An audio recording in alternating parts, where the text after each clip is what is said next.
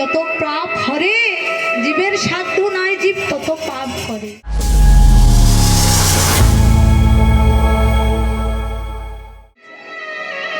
দেখবেন আগুনে যখন হাত দেবেন, আপনি যদি আগুনে হাত দেন, তবে আপনি জেনে দেন আর না জেনে দেন, আপনার হাতটা কিন্তু পড়ে যাবে। একজন বৃদ্ধ লোকই ওই আগুনে হাত দিক, না হয় একজন বালকই দিক, কিন্তু তার এই হাতটা পুড়ে ছাই হয়ে যাবে। এটা হচ্ছে আগুনের স্বভাব। আগুনের যেমন একটি দাহিকা শক্তি আছে, ওই হরি নামেরও একটি দাহিকা শক্তি আছে। সেটা কি?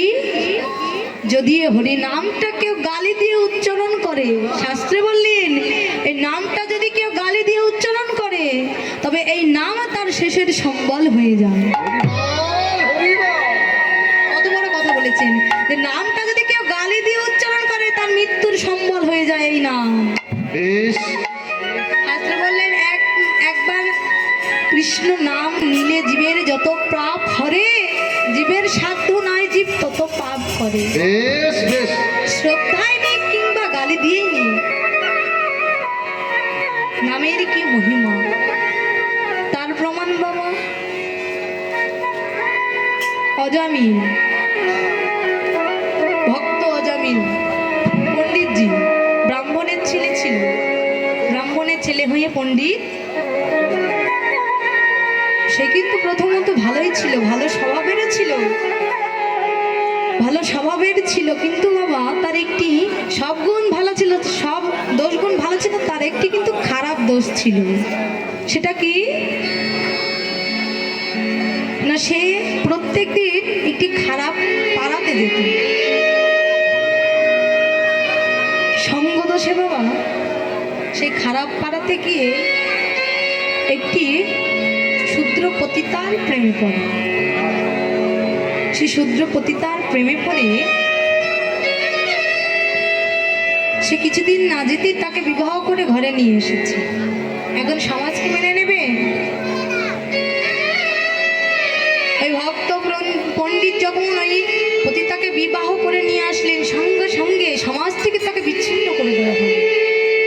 যখন তাকে বিচ্ছিন্ন করে দেওয়া হলো, তার স্ত্রীকে নিয়ে সে গ্রামের বাইরে গিয়ে একটা বৃক্ষের নিচে পাতার করে ঘর করে বাস করতে লাগলো।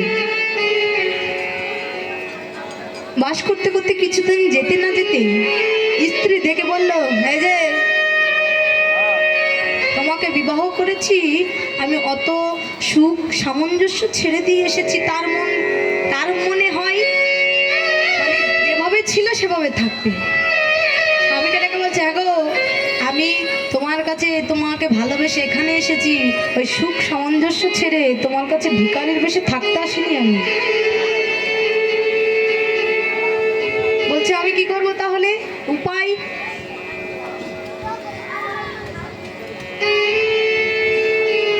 ওই স্ত্রী তখন ডেকে বলছে, তুমি চুরি করো, সঙ্গ দোষে বাবা কি হয় তাহলে দেখো। পণ্ডিতজি ছিলেন, সেখান থেকে যখন স্ত্রী বললো চুরি করো, তখন সে বাবা চুরি করতে লাগলো। আস্তে আস্তে ছোট চুরি করে, ছোট ছোট করতে করতে একটা করে বড় চুরি করতে করতে তার কিছুদিন যেতে না যেতেই তার আস্তে আস্তে জন্ম নিল 9টি সন্তান, 9টি পুত্র সন্তান জন্ম নিল। আর পুত্র সন্তান জন্ম নিয়ে তারা যখন বড় হলো, ওই অজামিল দস্যু অজামিল কি করলো বাবা, তার সন্তানদেরকে নিয়ে একটি ডাকাতের দল গঠন করলো। যখন ডাকাতের দল গঠন করলো, তারা বড় একটি ডাকাতের দল হলো, বড় লোক হয়ে গেল। পাশে যেগুলো গ্রাম, তারা রাত্রিবেলা ওই ডাকাতের ভয়ে, অজামিল দস্যুর ভয়ে কেউ বাইরে বেরোতে পারত না। আর যখন ছোট সন্তানরা ঘুমাতো না, তখন দেখে বলতো ওই যে অজামিল দস্যু আসছে। মানে তারা এক কথায় বাবা, তারা বাঘে গরুতে এক ঘাটে জল খেত, এতটা ভয় পেত। তারা বাঘে গরুতে এক ঘাটে জল খেত। একদিন বাবা অযোধ্যার এক ভক্ত, এক সন্ন্যাসী বাবা, তিনি রামের ভক্ত, তার নাম হচ্ছে রামদাস বাবা। তো সেই রামদাস বাবা কি করেছে বাবা, সে মনে মনে ভাবনা করছে যে আমার যত শিষ্য সামন্ত আছে সকলকে নিয়ে আমি বৃন্দাবন ভ্রমণ করে আসবো। তো সেই রামদাস বাবা যখন সকল শিষ্য সামন্তকে নিয়ে পথ চলেছে হেঁটে হেঁটে, কিন্তু বাবা আগেকার দিনে এখন যেমন টোটো আছে, বাস আছে, অনেক গাড়ি আছে, টাকাটা যদি এই পকেটে টাকা থাকে তাহলে এরোপ্লেনও আছে। কিন্তু আগেকার দিনে কি হতো, পায়ে হেঁটে তারা পথ চলতো। যারা রাজা তারা ঘোরাঘুরি চলে। তখন সেই সন্ন্যাসী বাবা রামদাস বাবা তার সৈন্য সামন্তকে নিয়ে পায়ে হেঁটে চলেছে। আর যে পথ দিয়ে যাচ্ছে ওই পথের ওই দস্যু অজামিলের গ্রামের উপর দিয়ে সেই হেঁটে যাওয়ার পথটি রয়েছে। ওই পথ দিয়ে যেতে যেতে যখন হেঁটে যেতে যেতে তো অনেক সময় লাগবে, বৃন্দাবন যেতে, অযোধ্যা থেকে বৃন্দাবন যেতে তো অনেক সময়। তখন কি করেছে বাবা, মনে মনে ভাবছে অজামিলের গ্রামে গিয়ে সন্ধ্যা ঘনিয়ে এসেছি, মনে মনে ভাবছে রাতটা যদি এই গ্রামে কারো কোনো ভক্তের বাসাতে কাটানো যেত, তাহলে খুব ভালো হতো। তো এক ছোট্ট একজন বালককে দেখতে পেয়েছে, দেখে বলছে, ওগো এই যে বালক, এখানে কি এই গ্রামের মধ্যে কি কোনো ভক্তের বাড়ি আছে, রাত্রেবেলা কি যাপন করা যাবে? তখন ওই ছোট্ট বালকটি তো মনে মনে বদমাস, বলছে হ্যাঁ হ্যাঁ আছে, ওই যে দেখতে পাচ্ছ না ওই বৃক্ষের নিচে একটি কুড়ে ঘর আছে পাতাল, ওখানে ভক্ত অজামিলের তারা বাস করে। তো বাবা ওই বালকটির কথা শুনে ভক্তগণ ওখানে চলেছে, ওখানে গিয়ে দরজাতে টোকা দিচ্ছে।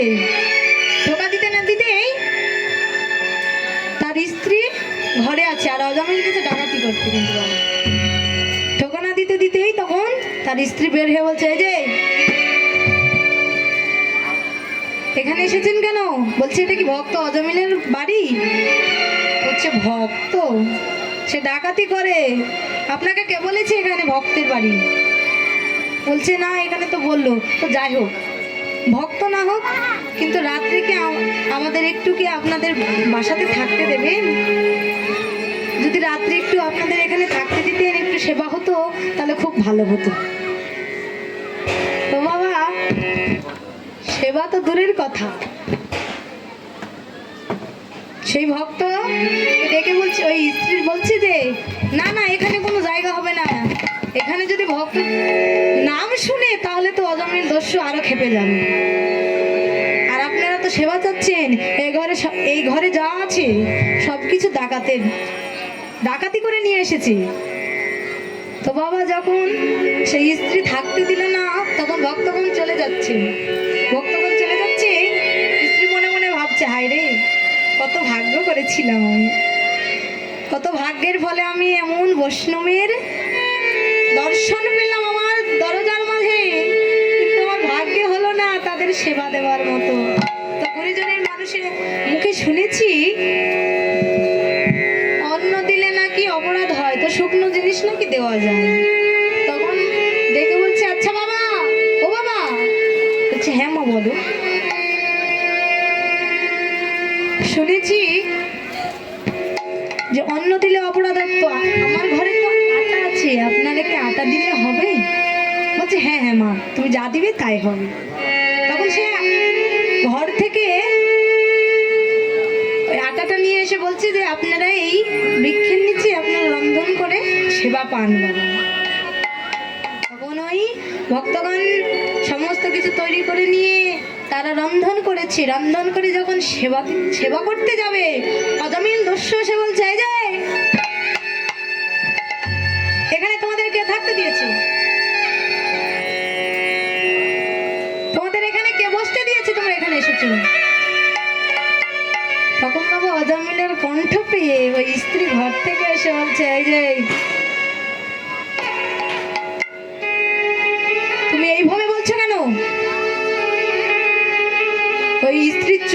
বড় বড় যখন স্বামীর উপরে চোখ করছে, তখন সেই স্ত্রীকে দেখে সে ভয় পেয়ে গেছে।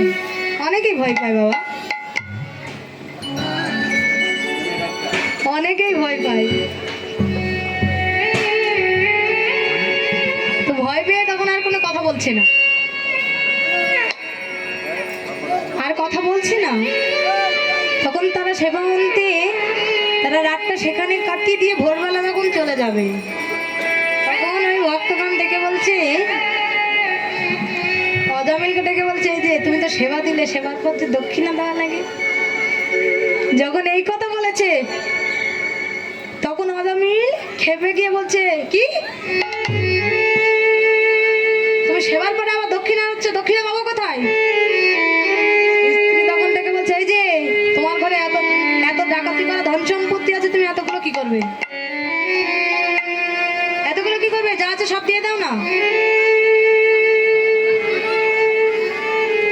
ওই বৈষ্ণব ডেকে বলছে, ওগো আমি তোমার কাছ থেকে ধন সম্পত্তি নেব না,